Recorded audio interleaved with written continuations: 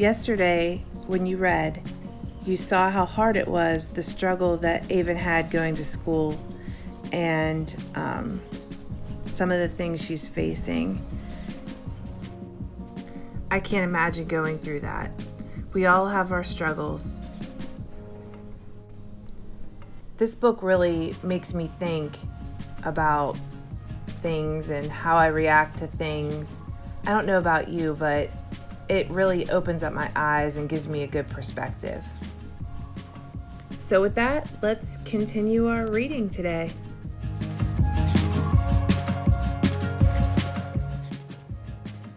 Chapter 7. The next day at lunchtime, I headed to the bathroom again to wash my feet. But this time, when I finished, I couldn't bring myself to leave. I thought about the other kids watching me while I ate, and my stomach cramped up painfully like it had the day before. I locked myself in the handicapped stall and sat down. I pulled out my lunch and began eating, careful not to put my bare foot on the floor or drop my peanut butter and jelly sandwich, which would pretty much put an end to eating that day. I always ate peanut butter and jelly at school. That's because peanut butter and jelly sticks together nicely. A turkey sandwich with lettuce, tomato, and cheese would be a disaster for me.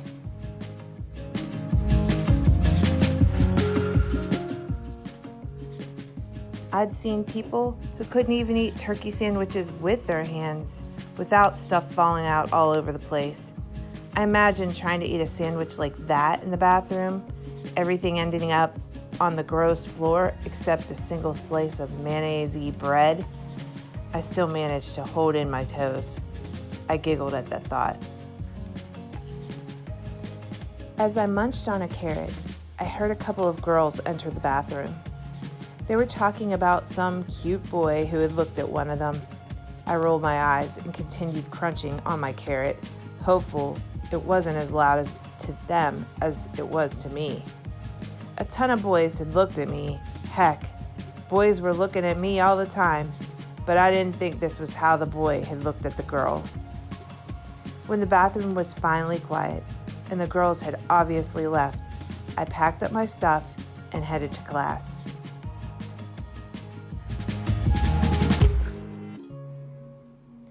Art went a little better that day. Mr. Jeffries had apparently learned his lesson and didn't make any more pleas for help on my behalf. The day after that, I couldn't bring myself to eat in the bathroom stall again. Besides the fact that it was flat out gross, it was also depressing. Instead, I told myself to stop being such a coward, and I ignored my cramping stomach. I sat in the same secluded spot I had sat reading on my first day, and I ate my lunch, hoping no one would notice me. Some kids did pass by and sneak glances at me, but I tried not to pay any attention to them or to my thumping heart. At one point, a group of 3 girls walked up to me as I took a bite of my string cheese, carefully held between 2 toes. I dropped it on my napkin, not wanting them to see me eat like that. I smiled nervously at the girls. Hi, one of the girls said. She had on a cute flowery tank top with spaghetti straps, and once again, I felt the sting of being too afraid to wear such a thing. Hi, I said. How are you? I hoped desperately I didn't have any food on my face because I wasn't about to wipe my mouth with my foot or shoulder. We're good, another girl said. She was also very stylish, dressed in a cute green tank top and jean shorts. How are you? Good, I said, hoping the girls weren't just here out of curiosity. I scolded myself for assuming that was all that interested them. Maybe they were going to ask me to come sit with them, or so I didn't have to eat lunch all alone. Is it okay if we ask you what happened to your arms? Flowery tank top girl asked. Yep, curiosity, I sighed. I didn't have the energy to tell them my arms were chopped off in the guillotine or something like that. And these girls seemed far too nervous. I would probably terrify them. Instead, I recited, "I have an extremely rare genetic disorder that causes malfunction of the limbs." The girls looked alarmed. "Is it contagious?" Green tank top girl asked. I gazed at the girl, searching her face to see if she was serious. I imagined passing my armlessness on to other people, their fully grown arms shrinking and shriveling and getting sucked up into their shoulders with a terrible slurping sound after I touched them. I slowly shook my head and spoke carefully so she would understand. "No, it's genetic. That means you have to be born with it." The girls' faces all relaxed as Flowery Tank Top Girl said, "Oh, that's good. It was nice meeting you." I watched them walk away. I looked down at my string cheese. The girls hadn't met me at all. They hadn't even asked me my name.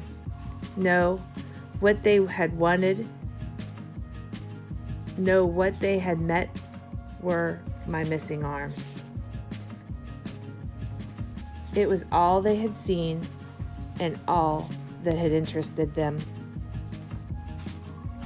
And not just out of curiosity, but because they were afraid they could catch it from me. I didn't feel hungry anymore. I packed up the rest of my lunch, stuck it in a bag, and waited for the bell to ring. Chapter 8.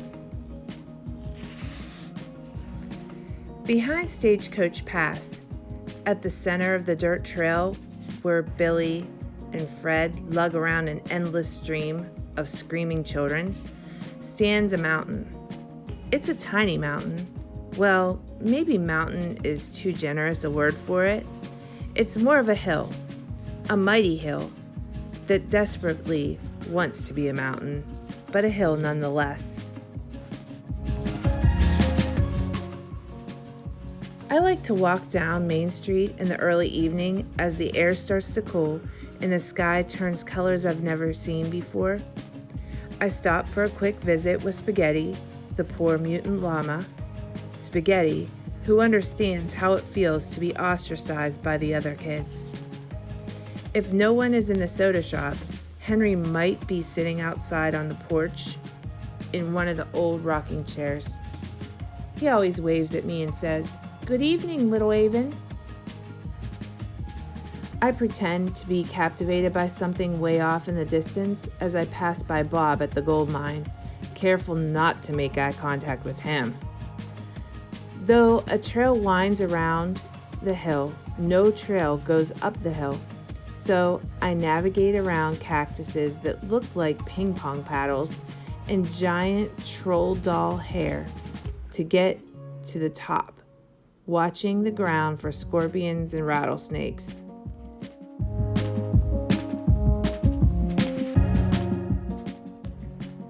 The soles of my shoes pick up lots of little cactus needles as I walk, and Mom has to dig them out with tweezers when I get home. At the top of the hill stands an enormous saguaro cactus. It's probably as tall as about 10 of me standing one on top of the other. It has 7 impressive arms reaching up to the colorful evening sky. Show off.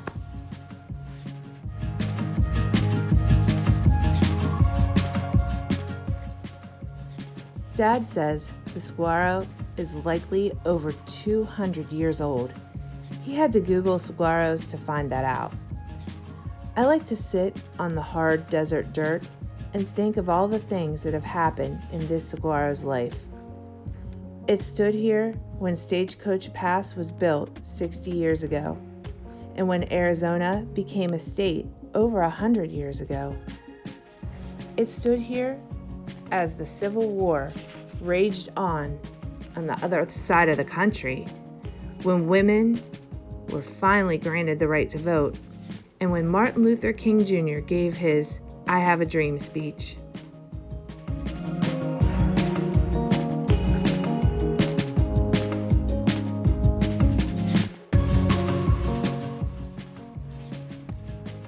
Billions of people have been born and have died in its lifetime.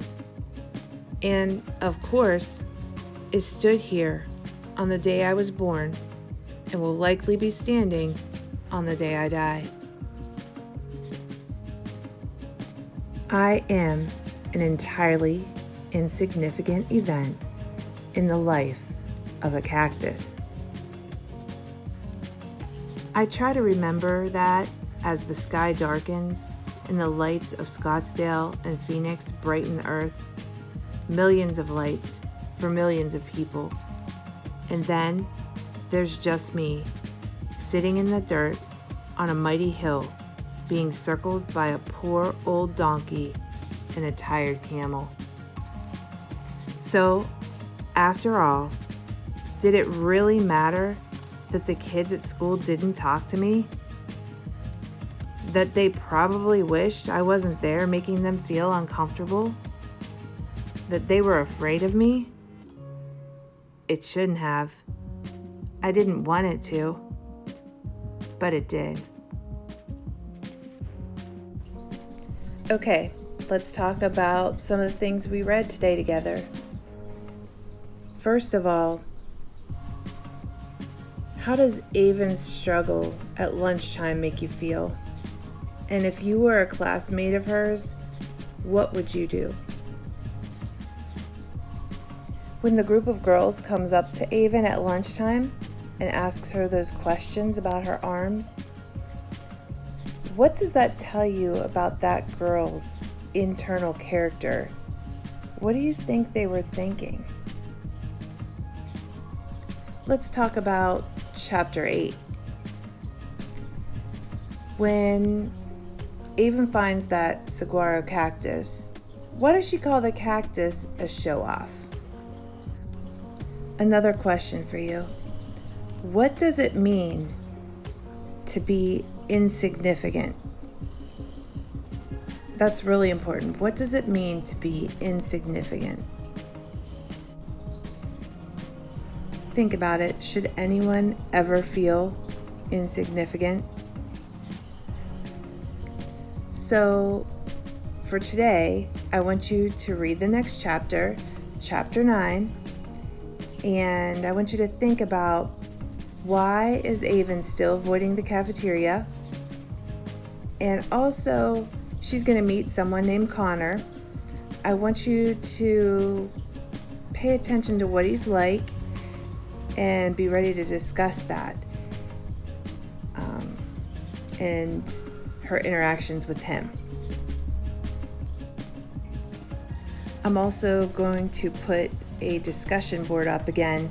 I really like when you guys comment about what you read with some of these questions, and you can make your comments. It's entirely optional if you want to or not, but I like to read them and comment on what I'm asking and your thoughts about the book. Have a good day, guys.